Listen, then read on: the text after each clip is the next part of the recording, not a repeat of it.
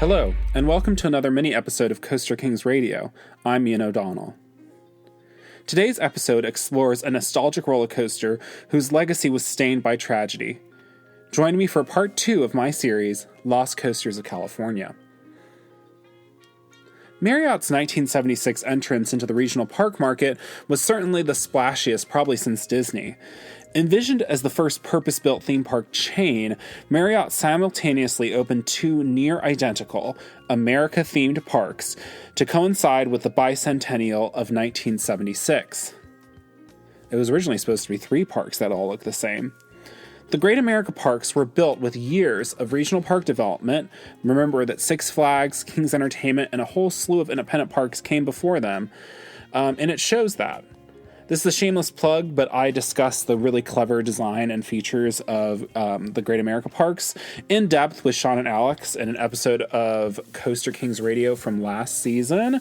It's all about Northern California, but we spent a lot of time talking about Great America. So just if you're interested, go in and find us in the last season of Coaster Kings Radio. The Great America Parks came ready, so they came prepared on opening day with not 1 but 2 high-capacity aero flume rides, which had proven to be so popular in many large parks that they had to install another, multiple car rides, multiple flats, the best of the best, really, of flat rides, and 2 high-capacity major steel roller coasters. The big coaster was a large-scale custom aero corkscrew coaster known as Turn of the Century, and the family-oriented Schwarzkopf coaster, Whizzer, or Willard's Whizzer as it was originally called. First introduced in 1971, the Schwarzkopf Speed Racer model was an extended customized version of their Jetstar 2 model, which had originally premiered in 1970 as a traveling coaster model. The Jetstar 2 itself was an extension and a kind of a reimagining of 1968's Jetstar model. These coasters were unique in that they featured bobsled-style cars where guests sat in tandem and with no restraints, not even any seatbelts. Starting with the Jetstar 2, the cars were equipped with onboard motors to pull the car and eventually the train up a unique spiral lift hill. The spiral lift hill allowed for really cool compact layouts that kind of spiraled up and down and utilized more of the space and the footprint for coaster track versus a lift hill. The first of 4 custom speed racers was built at Six Flags Over Texas with Big Bend, which opened in 1971, and another was integrated into the opening day lineup of Missouri's Worlds of Fun, with Zambezi Zinger, which opened in 1973. The Great America Whizzers were designed with 1 large spiral lift, followed by a gradual straight drop into a series of twists and turns over a landscape corner of the park's hometown square area. With their unique sitting layout and thrilling kind of track layouts, these coasters were, and the ones that remain are, perfect family attractions. Those 4 Speed Racer models that were built in the United States were the only ones that were ever constructed, although the Jetstar, and eventually was called the City Jet or the Jumbo Jet kind of production model, continued to be constructed and made, and produced a few notable installations.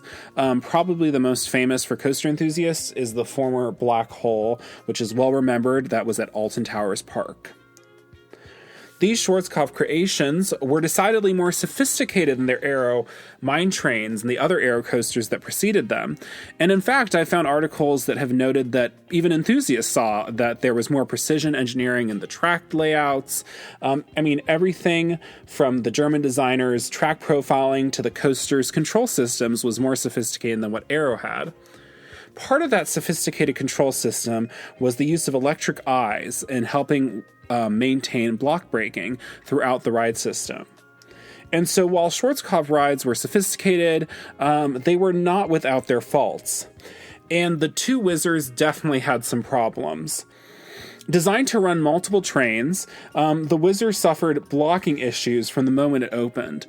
In fact, there's a large number of documented cases of brakes failing, typically happening right around the station. So there would be a train parked in the station, and the brakes into the station would fail, causing 2 trains to collide. There were multiple collisions throughout the 1970s. There's actually some controversy that Marriott didn't report these properly. But in 1980, the worst happened, and a station collision at the Santa Clara Park left a 13-year-old boy dead and 8 other riders injured. 13-year-old Kyle Foss of Palo Alto was trying to board a train when the train that was coming into the station came in, crushing Kyle between the two trains.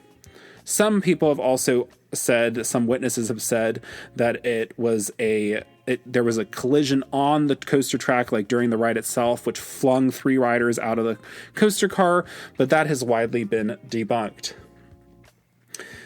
The ride was modified and continued to operate, although its reputation had significantly soured. Another incident happened in 1982, which left 16 injured guests and further damaged this family attraction's kind of family-friendly reputation. Although it operated until 1988, the Santa Clara Whizzer just never maintained a fervent following.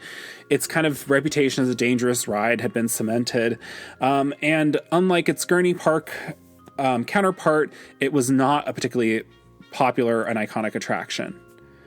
In 2002, the Gurney Whizzer was threatened to be demolished for the construction of Superman Ultimate Flight. It's well known that public opinion was pretty significant in making this decision changed, and the park's Aero Mega Looper Shockwave was dismantled instead. And the Whizzer at the Gurney Park, which is now Six Flags Great America, remains a fan favorite, and has even been made the Golden Ticket Awards Top 50 Steel Roller Coaster poll multiple times in multiple years. So while the Whizzer is no longer with us in California, we can still experience this Schwarzkopf classic thanks to Marriott's decision to build 2 identical theme parks. Despite its 30-year absence, Santa Clara's Whizzer was without a successor for many years. A small portion of the plot was used for 1990's Intamin Spillwater, kind of splashwater ride, Whitewater Falls, but the majority of the land used by Whizzer was unused for years. It wasn't until the addition of Gold Striker in 2013 that the majority of this plot would be used for a new roller coaster. Even with the construction of Gold Striker, a few of Whizzer's concrete footers remain, a reminder of this once iconic thrill ride and the tragedy it became associated with. Thank you so much for listening. If you liked this mini episode, please leave a comment and rating wherever you're listening. It really helps us out. This series is a companion to a series of articles that are being released on thecoasterkings.com. You can find interesting articles, exclusive updates, and a range of theme park related merchandise at thecoasterkings.com. That's thecoasterkings.com. For Coaster Kings, this is Ian O'Donnell. Join me next week as we stay at Marriott's Great America to explore another Schwarzkopf classic in episode 3 of Lost Coasters of California.